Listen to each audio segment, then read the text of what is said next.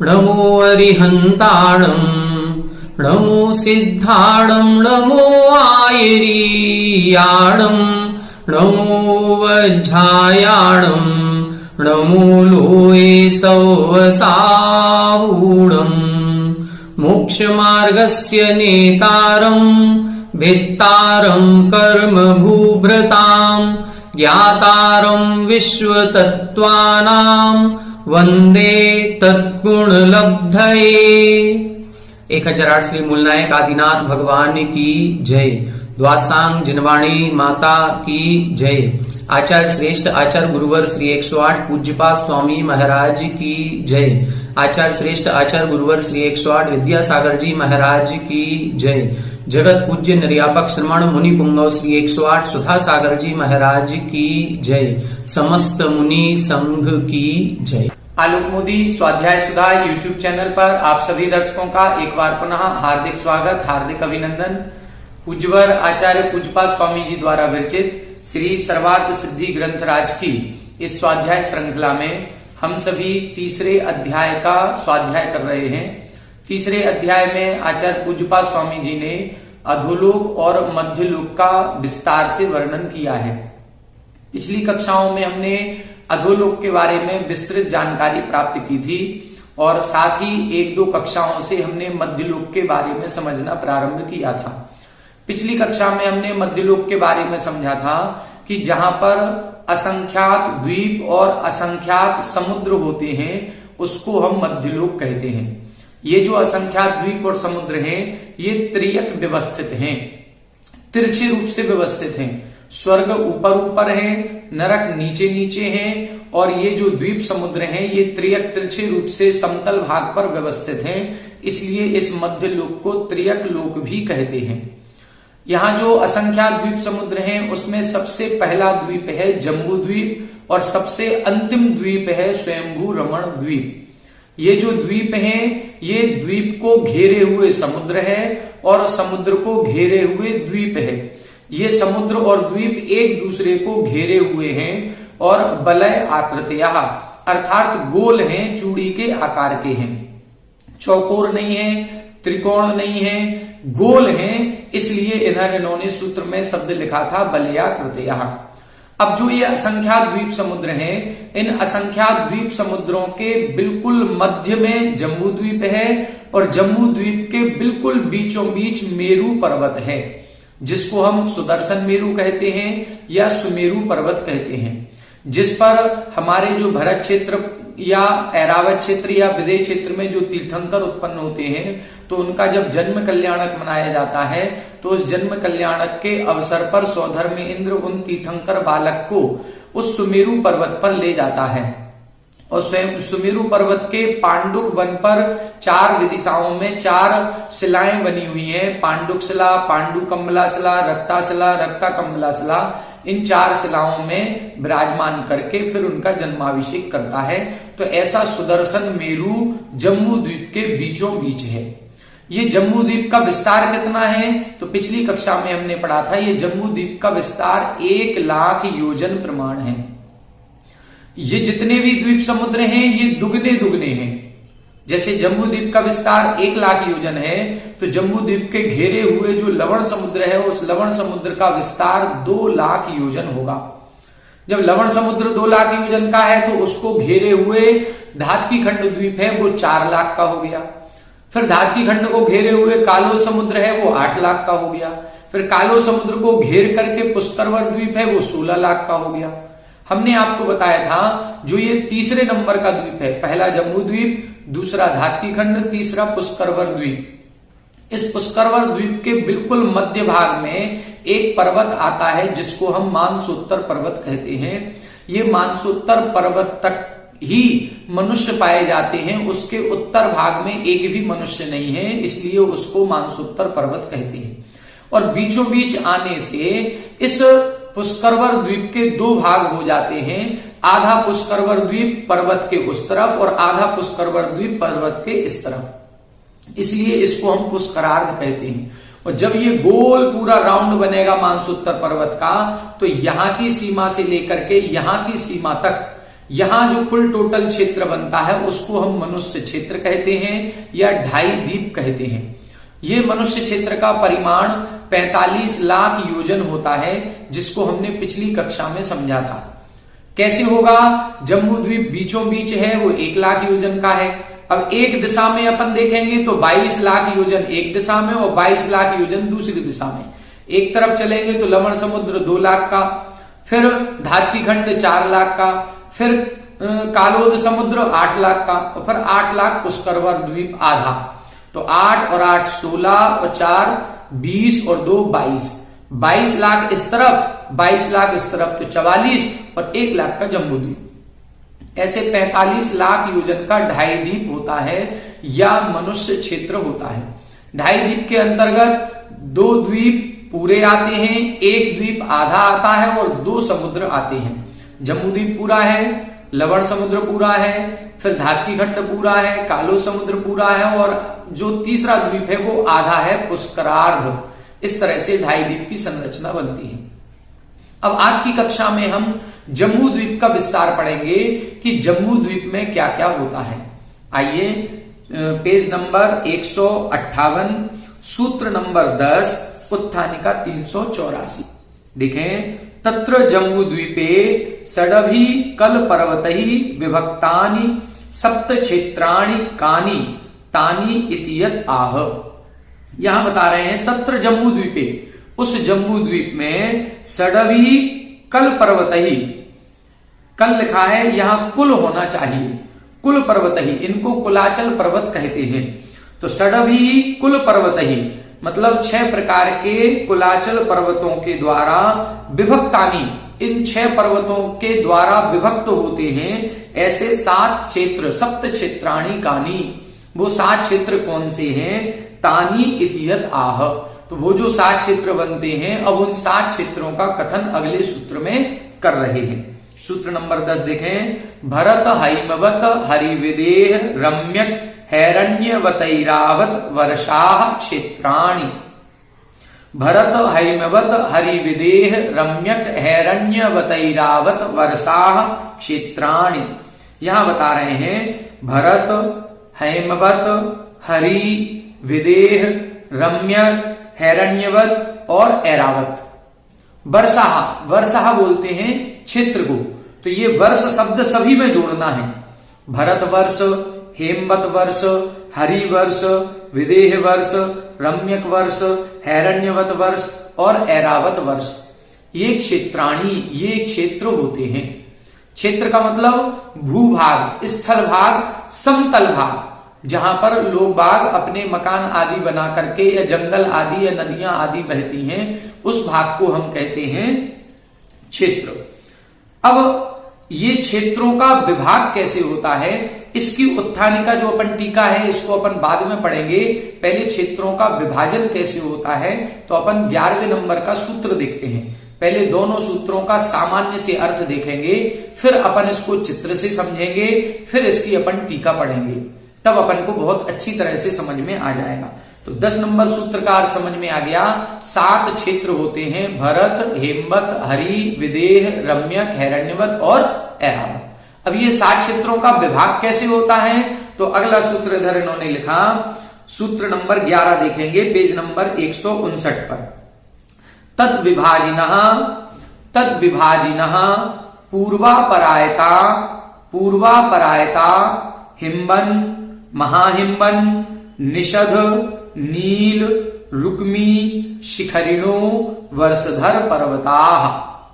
फिर से देखें, तद विभाजिनः पूर्वापरायता हिम्बन, महाहिम्बन, निषध, नील, रुक्मी, शिखरिणो, वर्षधर पर्वताः।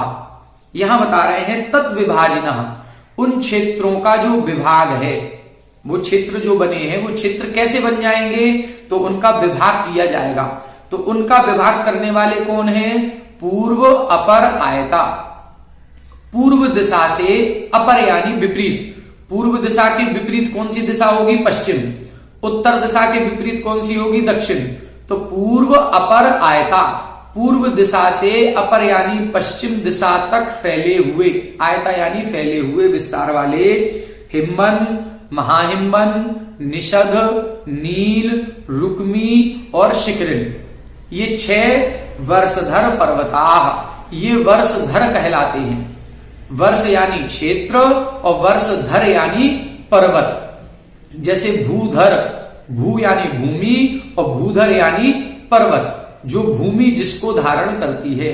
भूभृताम, अपन ने मंगलाचरण में पढ़ा था, मोक्ष मार्गस्य नेतारम भेत्तारम कर्म भूभृताम, भूमि जिसको धारण करती है उसको पर्वत कहते हैं। तो क्षेत्र के साथ वर्ष शब्द लगाया है, पर्वतों के साथ वर्षधर शब्द लगाया जाता है।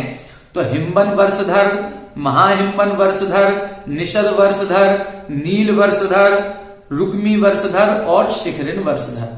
अब ये 6 पर्वत आते हैं। जम्बू द्वीप पूरा गोल है, उसके बीच में जब अपन 6 लाइन पर्वतों की खींचेंगे तो 7 क्षेत्र बन जाएंगे। ये 7 क्षेत्र कैसे बन जाते हैं और कौन सा क्षेत्र कहाँ स्थित है, इसको पहले अपन चित्र से समझेंगे, उसके बाद अपन इसकी टीका से समझेंगे तो अच्छी तरह से समझ में आएगा। आइए चित्र से समझने का प्रयास करते हैं। देखें, अब इस चित्र में देखें, ये हमने जम्बू द्वीप बनाया है और इस जम्बू द्वीप के बाहर ये लवण समुद्र बनाया है। जम्बू द्वीप को घेर करके क्या है, लवण समुद्र है। तो ये लवण समुद्र हो गया, ये जम्बू द्वीप हो गया। जम्बू द्वीप के बीचों बीच ये अपना सुमेरु पर्वत हो गया। मेरु नाभि वृत्तो, मेरु पर्वत जिसकी नाभि में है, नाभि यानी केंद्र में है। तो इस जम्बू द्वीप का जो केंद्र बिंदु बनेगा वो क्या है, अपना सुमेरु पर्वत। अब अपन ने क्या पढ़ा इसमें, 7 क्षेत्र और 6 पर्वत। अब जब अपन यहां पर दिशाओं का निर्धारण करेंगे तो दिशाओं के निर्धारण में यहां पर ये इस तरह से बनाएंगे तो ऊपर होगी नॉर्थ, इस तरफ होगी ईस्ट, नीचे साउथ और यहां पर वेस्ट। तो ईस्ट किस तरफ हो गई, इस तरफ, पूर्व दिशा इधर और उसके विपरीत होगी पश्चिम दिशा। तो ये जो अपन को बनाने हैं पर्वत, ये पूर्व से पश्चिम तक फैले हुए बनाने हैं। मतलब यहां से अपन ने पूर्व दिशा से शुरू किया तो पूर्व से लेकर के पश्चिम तक, यहां तक एक ये लाइन खींच दी। ये लाइन काय की है, ये पर्वत की लाइन है, वर्षधर की लाइन है। तो सबसे पहले अपन ने ये हिमवन पर्वत, फिर दूसरे नंबर पर महाहिमवन, तीसरे नंबर पर निषद, फिर चौथे नंबर पर नील, फिर रुक्मी और फिर शिखरिन। ये जब अपन 5 लाइन खींचेंगे तो अब देखो इस जम्बू द्वीप के 7 भाग हुए। पहला भाग, दूसरा, तीसरा, चौथा, 5वां, 6वां और ये 7वां। ये 7 क्षेत्र हुए। पर्वत कितने हैं, पर्वत 6 हैं। पहला जैसे अपन ने लिख लिया ये हिमवन पर्वत, ये हिमवन पर्वत हो गया यहां वाला, फिर ये महाहिमवन, फिर निषद, फिर नील, फिर रुक्मी और फिर शिखरिन। अब ये 7 क्षेत्र बन गए। पहला बन गया भरत, फिर हेमवत, ठीक है, फिर हरि, फिर विदेह, फिर रम्यक,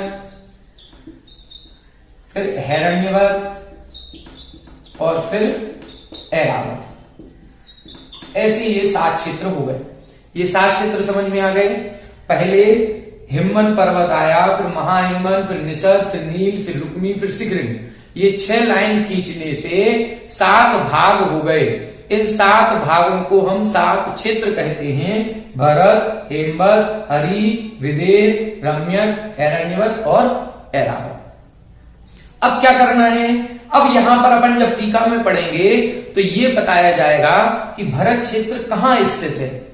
तो अपन को दिशाओं का ध्यान रखना है और चित्र को देखना है। भरत क्षेत्र कहां स्थित है, पूरे जम्बू द्वीप के दक्षिण में। ये नीचे कौन सी हो गई, ये पूरब, उस तरफ, इस तरफ पश्चिम, ऊपर उत्तर और नीचे ये दक्षिण। तो भरत क्षेत्र कहां है, जम्बू द्वीप के दक्षिण भाग में है। और कहां है, तो ये हिमवन पर्वत है, हिमवन पर्वत के नीचे की तरफ है, दक्षिण दिशा में। तो हिमवन पर्वत के दक्षिण में है और 3 तरफ से, एक दिशा, दूसरी दिशा और तीसरी दिशा, तीनों तरफ से, 3 दिशाओं से ये जो लवण समुद्र से घिरा हुआ है। केवल उत्तर दिशा में ही हिमवन पर्वत है। तो जिस क्षेत्र के उत्तर में हिमवन पर्वत है और जो पूर्व में, दक्षिण में और पश्चिम में लवण समुद्र से घिरा है और जो चाप की आकृति का है, चाप बोलते हैं धनुष। जब धनुष बनता है खिंचे हुए तीर के समान, जब हम धनुष को तीर से खींचेंगे तो धनुष ऐसा मुड़ जाता है, तो बस ये मुड़ी हुई आकृति के समान है, चाप की आकृति के समान, उसको हम भरत क्षेत्र कहते हैं।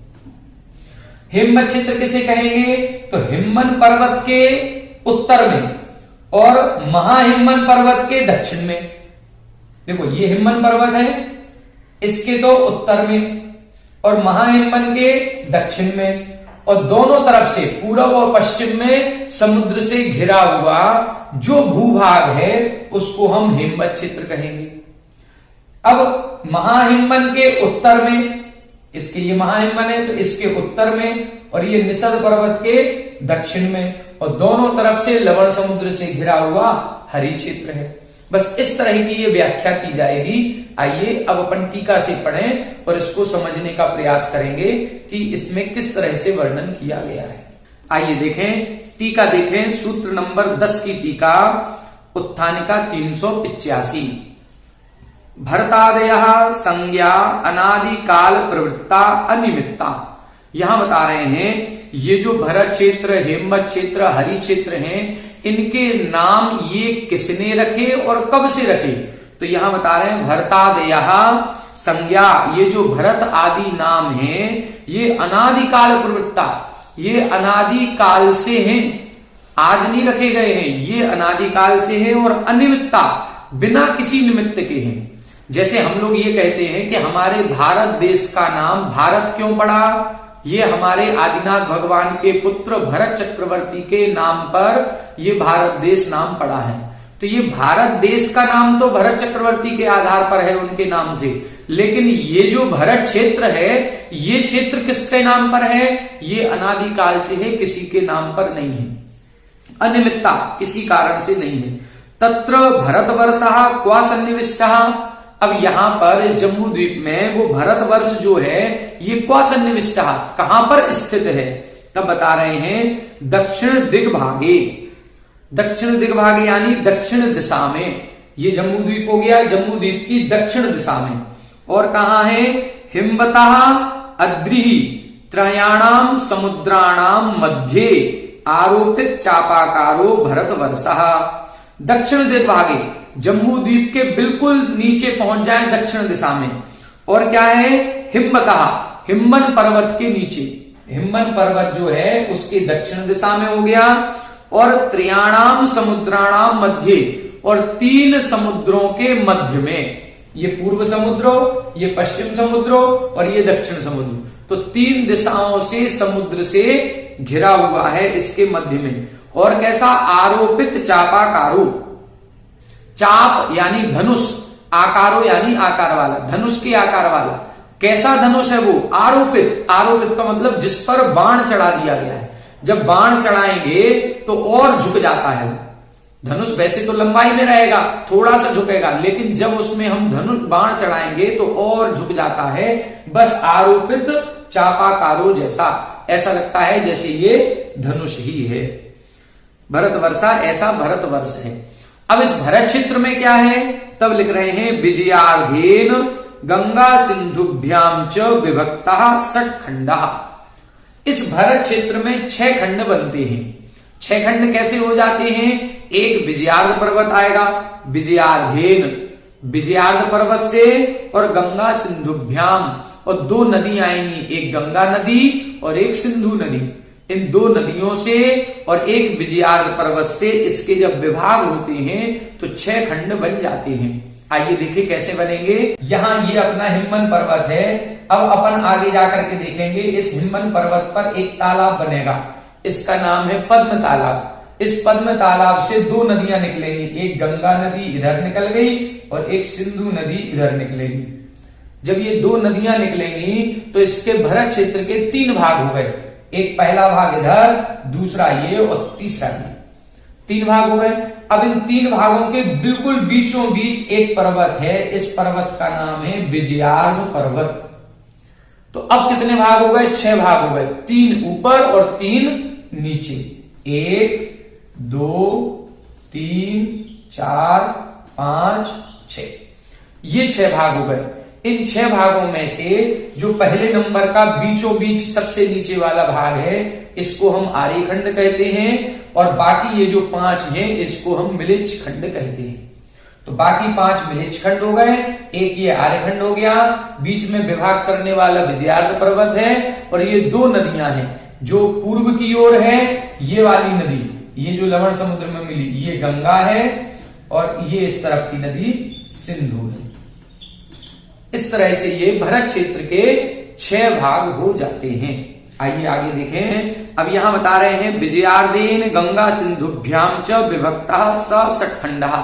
विजयार्द पर्वत से और गंगा सिंधु इन 2 नदियों से विभक्ता उसके विभाग कर दिए जाते हैं, और वह स षट्खंडः 6 खंड वाला भरत क्षेत्र हो जाता है।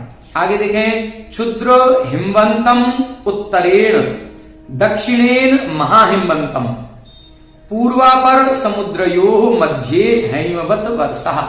अब हिमवत वर्ष कहाँ स्थित है? दूसरा क्षेत्र भरत क्षेत्र बता दिया था कि 3 तरफ से समुद्र से घिरा और हिमवन पर्वत के दक्षिण भाग में है, चापाकार है, ये बता दिया। अब यहां बता रहे हैं हिमवत क्षेत्र कहाँ है? दूसरे नंबर का। तो हिमवत क्षेत्र के लिए बताया क्या? क्षुद्र हिमवंतम उत्तरेण। अब 2 पर्वत हो गए हिमवन, एक हिमवन और एक महाहिमवन। जब इसका नाम महाहिमवन है और ये हिमवन है, तो इस हिमवन को बोलेंगे क्षुद्र। क्षुद्र यानी छोटा, वो महा तो ये छोटा, वो महाहिमवन ये क्षुद्र हिमवन। तो क्षुद्र हिमवन के उत्तर में क्या लिखा? क्षुद्र हिमवंतम उत्तरेण, क्षुद्र हिमवन पर्वत के उत्तर में, और दक्षिणेन महाहिमवंतम, और महाहिमवन पर्वत के दक्षिण में। और क्या लिखा? पूर्वापर समुद्रयोः मध्ये, पूर्व दिशा और अपर यानी पश्चिम दिशा, इन दोनों दिशाओं से समुद्र के मध्य में जो क्षेत्र है वो है हैमवत क्षेत्र। ठीक है, तो इस प्रकार से हिमवत क्षेत्र बता दिया। अब आगे देखें। निषधस्य दक्षिणतः, तीसरे नंबर का पर्वत कौन सा है? निषद। तो निषद पर्वत के दक्षिण में, और महाहिमवतः उत्तरतः, और महाहिमवन पर्वत के उत्तर में, और पूर्वापर समुद्रयोः अंतराले, और पूर्व और अपर यानी पश्चिम समुद्र के अंतराल यानी बीच में ये कौन सा है? हरिवर्षः, ये हरि क्षेत्र हो गया। अब ये आपको ध्यान रखना है, पेपर में इसी तरह से पूछा जा सकता है कि हरि क्षेत्र कहाँ स्थित है। तो हरि क्षेत्र कहाँ है? निषद पर्वत के दक्षिण में, महाहिमवन के उत्तर में, और पूर्व पश्चिम दिशा में समुद्र से घिरा हुआ जो क्षेत्र है वो हरि क्षेत्र है। आगे देखें। निषधस्य उत्तरात् नीलतः दक्षिणतः। अब निषद पर्वत के उत्तर में और नील पर्वत के दक्षिण में, पूर्वापर समुद्रयोः अंतरे, पूर्व और अपर समुद्र के बीच में, विदेहस्य सन्निवेशो द्रष्टव्यः, विदेह क्षेत्र का स्थान जानना चाहिए। तो विदेह क्षेत्र कहाँ स्थित हो गया? इधर निषद पर्वत के उत्तर में और नील के दक्षिण में। फिर आगे देखें।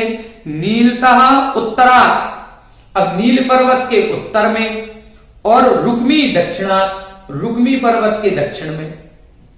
फिर पूर्वापर समुद्रियों मध्य रम्यक वर्षः, पूर्व और अपर समुद्र के बीच में ये रम्यक वर्ष हो गया। फिर देखें। रुक्मी उत्तरतः, रुक्मी उत्तरात्, शिखरणो दक्षिणात्, और शिखरी पर्वत के दक्षिण में, पूर्वापर समुद्रियों मध्य, पूर्व और अपर समुद्र के मध्य में, हेमवत सन्निवेशो हैरण्यवत वर्षः, जो स्थित है वो हैरण्यवत वर्ष कहलाता है। अब पूरे हो गए। एक और बचा अपना ऐरावत क्षेत्र। तो क्या लिखा? शिखरिण उत्तरः, शिखरिण ये शिखरिण पर्वत है, शिखरिण पर्वतस्य उत्तरतः, उत्तर दिशा में। और क्या लिखा? त्रियाणाम समुद्राणाम मध्ये, उसी प्रकार से 3 समुद्रों से घिरा हुआ, ये पूर्व समुद्र, ये पश्चिम समुद्र, ये उत्तर समुद्र। यहां ये दक्षिण समुद्र था, उधर वो उत्तर समुद्र। तो 3 समुद्रों से घिरा हुआ, और शिखरिण पर्वत के उत्तर में जो है वो ऐरावत वर्षः, उसको हम ऐरावत वर्ष कहते हैं। विजयाधीन रक्ता रक्तोदाभ्याम च विभक्तः स षट्खंडः। जैसे यहां पर भरत क्षेत्र में 6 खंड किए थे, ऐसे ही 6 खंड ऐरावत क्षेत्र में बनेंगे। भरत क्षेत्र में 6 खंड विजयार्क पर्वत से हुए थे और गंगा सिंधु नदी से हुए थे। ऐरावत क्षेत्र में जो 6 खंड होंगे वो विजयार्क पर्वत से होंगे और रक्ता और रक्तोदा नदी होंगी। यहां गंगा सिंधु नदी थी, वहां रक्तोदा और रक्तोदा नदी होगी। इन नदियों का वर्णन आगे भी आएगा जब अपन और विस्तार से इसको पढ़ लेंगे। अभी सामान्य से समझें कि जैसे 6 खंड भरत क्षेत्र में हैं, उसी तरह से 6 खंड ऐरावत क्षेत्र में भी होते। तो यहां तक ये पहले सूत्र की अपन ने टीका समझ ली, 6 क्षेत्र कहां स्थित हैं। अब अपन 11वें नंबर सूत्र की टीका समझेंगे कि ये पर्वत कहां स्थित हैं। आइए देखें 386 षट कुल पर्वता इत्युक्तम के पुनः ते कथम वा व्यवस्थिता इतियत आह। अब यहां बता रहे हैं 6-7 क्षेत्र तो बता दिए, लेकिन षट कुल पर्वता इत्युक्तम, आपने 6 कुल पर्वत बताए थे। इति उक्तम ऐसा कहा था, तो के पुनः ते वो 6 पर्वत कौन से हैं, कथम वा व्यवस्थिता और किस रूप से व्यवस्थित हैं, इतियत आह, इसको अगले सूत्र में बता रहे हैं। सूत्र का उच्चारण अपन कर चुके हैं, सामान्य से अर्थ समझ चुके हैं। अब इसकी अपन टीका देखते हैं 387 नंबर की। तानि क्षेत्राणि विभजन्त इति एवं शीलाः तद विभाजिनः।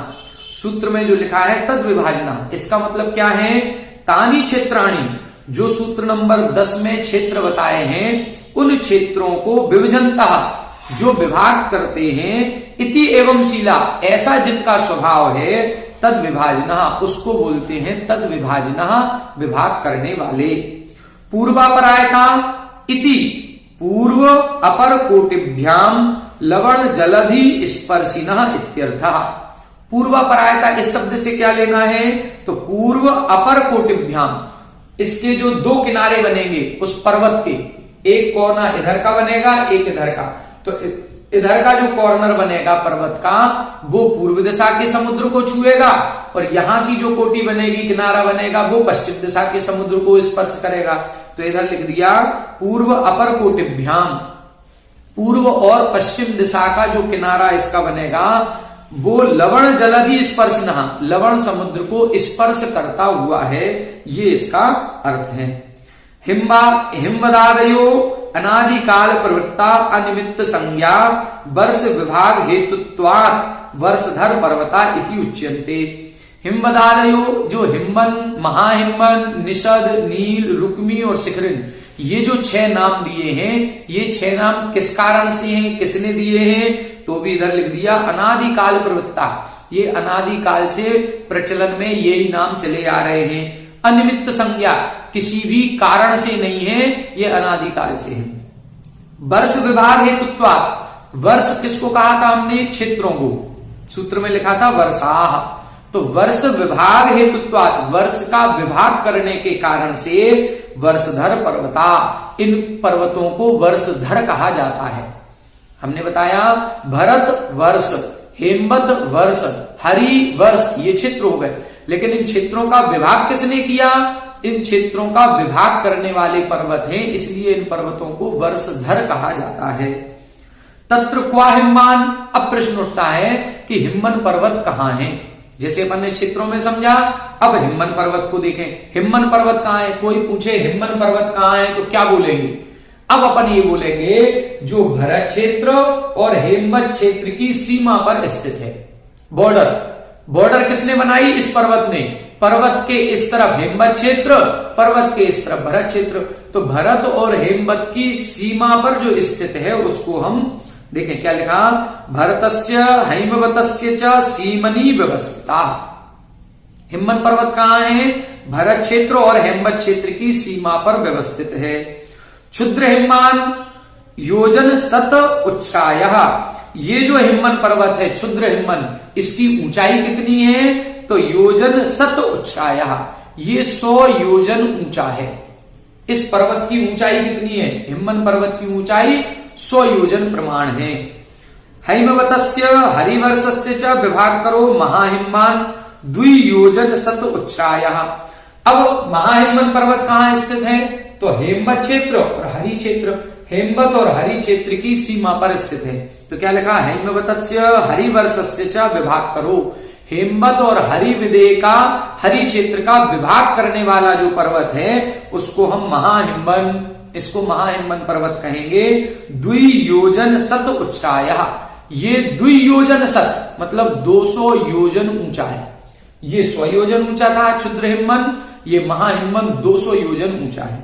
आगे देखें, विदेहस्य दक्षिणतः हरिवर्षस्य उत्तरतः निषदो नाम पर्वतः।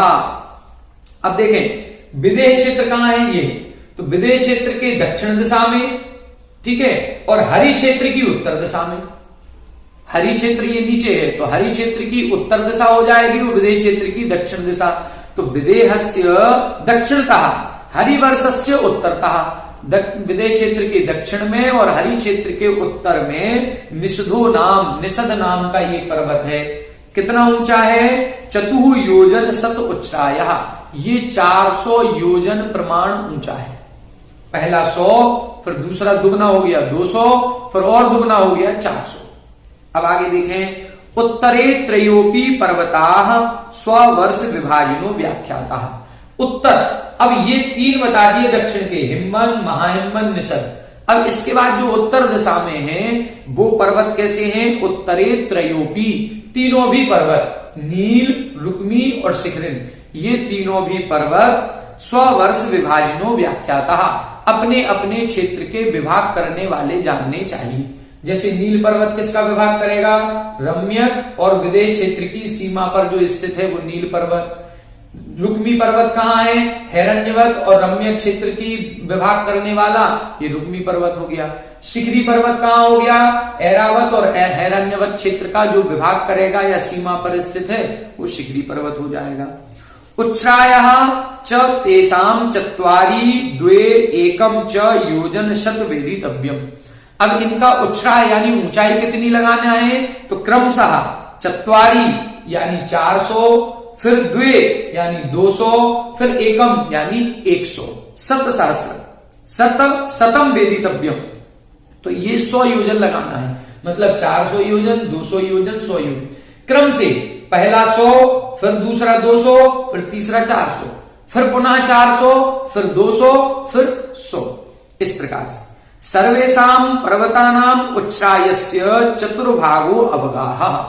अब यहां बता रहे हैं ये जो पर्वत 100 योजन, 200 योजन, 400 योजन ऊंचे हैं, इनकी अवगाह यानी नींव कितनी है, तो बता रहे हैं सर्वेषां पर्वतानाम, जितने भी पर्वत हमने 6 बताए हैं उन 6 पर्वतों के उच्छ्रायस्य, जितनी ऊंचाई है उसका चतुर्भागो, चौथा भाग अवगाह यानी नींव है। जैसे ये 100 योजन का है तो 100 योजन में 100 में 4 का भाग लगाएं तो 25 योजन नींव है।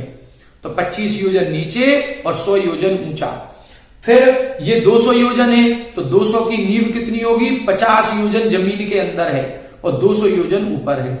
ये 400 योजन है तो 400 योजन में 100 योजन नीचे है, नींव है जो दिखाई नहीं देती, 400 योजन ऊपर का पर्वत दिखाई देता है। इस प्रकार से उत्तर दिशा में भी इसी प्रकार लगा लेना है, ये 400, ये 200, ये 100, उसी हिसाब से चौथा भाग इनकी नींव कहलाएगी।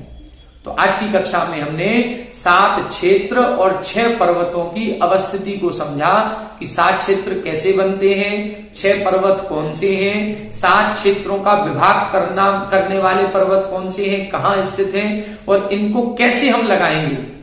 यदि कोई पूछे विदेह क्षेत्र कहाँ है तो क्या कहेंगे, विदेह क्षेत्र कहाँ है, ये तो कहेंगे कि विदेह क्षेत्र जम्बू द्वीप में है, जम्बू द्वीप के मध्य भाग में है, लेकिन कहाँ है इसके लिए हम कहेंगे निषद पर्वत के उत्तर में, नील पर्वत के दक्षिण में और दोनों ओर से समुद्र से घिरा हुआ ये विदेह क्षेत्र होता है। हेमवत क्षेत्र कहाँ है, तो हेमवत क्षेत्र हिमवन पर्वत के उत्तर में, महाहिमवन के दक्षिण में और दोनों ओर से समुद्र से घिरा हुआ हेमवत क्षेत्र है। निषद पर्वत कहाँ है, तो निषद पर्वत ये वाला है, तो विदेह क्षेत्र और हरि क्षेत्र की सीमा पर जो स्थित है वो निषद पर्वत कहलाएगा। इस प्रकार से अब इसका अभ्यास करना शुरू करें, इसका चित्र बनाना शुरू करें कॉपी पर, और कॉपी पर बनाने के बाद ये बोलना भी शुरू करें। एक दूसरे से 2 लोग 4 लोग मिलकर के स्वाध्याय करें और एक दूसरे से पूछें, बताओ हिमवन क्षेत्र, हिमवन पर्वत कहाँ स्थित है, तो हमें बताना पड़ेगा भरत क्षेत्र और हेमवत क्षेत्र की सीमा पर जो स्थित है वो हिमवन पर्वत कहलाता है।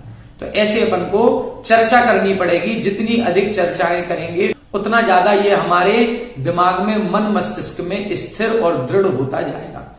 तो आज की कक्षा में इतना ही। आगे की कक्षा में हम और इसके विस्तार के बारे में पढ़ेंगे। आप सभी हमारे साथ बने रहें। सभी को जय जय।